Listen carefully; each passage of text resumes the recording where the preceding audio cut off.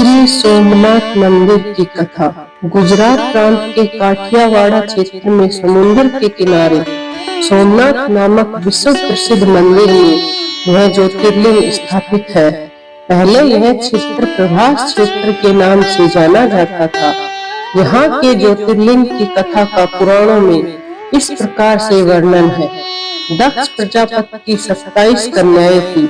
उन सभी का विवाह चंद्रदेव के साथ हुआ था, किंतु चंद्रमा का समस्त अनुराग व प्रेम उनमें से केवल रोहिणी के प्रति ही रहता था। उनके इस कृत्य से दक्ष प्रजापति की अन्य कन्याएं बहुत अप्रसन्न रहती थी। उन्होंने अपनी यह व्यथा अपने पिता को सुनाई। दक्ष प्रजापति ने इसके लिए चंद्रदेव को अनेक प्रकार से समझाया, किंतु रोहिणी के वशीभूत उनके हृदय पर इसका कोई प्रभाव नहीं पड़ा। अंततः दक्ष ने क्रुद्ध होकर उन्हें क्षयग्रस्त हो जाने का श्राप दे दिया। इस श्राप के कारण चंद्रदेव तत्काल क्षयग्रस्त हो गए।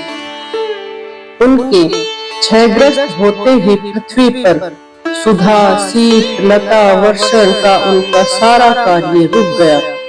चारों ओर त्राहि त्राहि मच गई। चंद्रमा भी बहुत दुखी और चिंतित थे। उनकी प्रार्थना सुनकर इंद्र आदि देवता तथा वशिष्ठ आदि ऋषिगण उनके उद्धार के लिए पिता महाब्रह्मा जी के पास गए।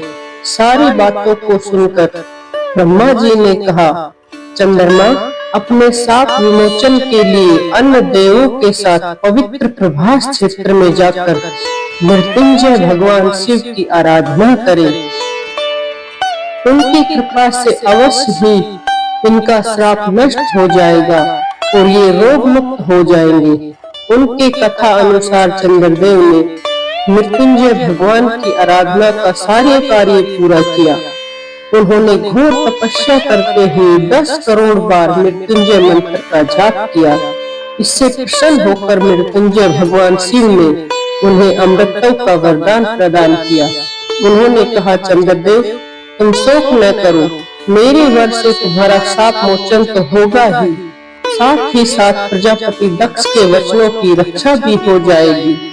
कृष्ण पक्ष में प्रतिदिन तुम्हारी एक एक कला छीन होगी, किंतु पुनः शुक्ल पक्ष में उसी कर्म से तुम्हारी एक एक कला बढ़ जाया करेगी। इस प्रकार प्रत्येक पूर्णिमा को तुम्हें पूर्ण चंद्रत्व प्राप्त होता रहेगा। चंद्रमा को मिलने वाले इस वरदान से सारे लोगों के प्राणी प्रसन्न हो उठे। सुधाकर चंद्रदेव पुनः 10 दिशाओं में सुधा वर्षण का कार्य पूर्वक करने लगे। श्राप मुक्त होकर चंद्रदेव ने अन्य देवताओं के साथ मिलकर मृत्युंजय भगवान से प्रार्थना की कि आप माता पार्वती के साथ सदा के लिए प्राणों के उद्धार यहाँ निवास करें।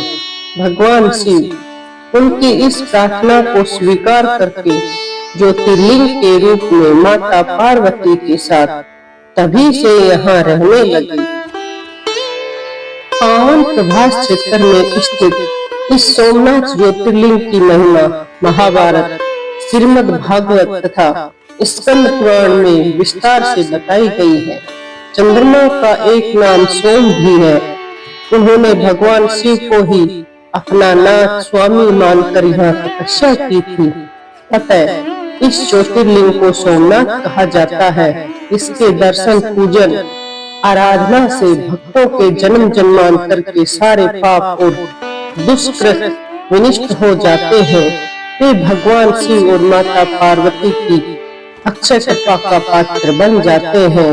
मोक्ष का मार्ग उनके लिए सहज ही सुलभ हो जाता है। उनके लौकिक पारलौकिक सारे कृत्य स्वयं में सफल हो जाते हैं। भारतीय उपमहाद्वीप के पश्चिम में अरब सागर के तट पर स्थित आदि ज्योतिर्लिंग श्री सोमनाथ महादेव मंदिर की छटा ही निराली है।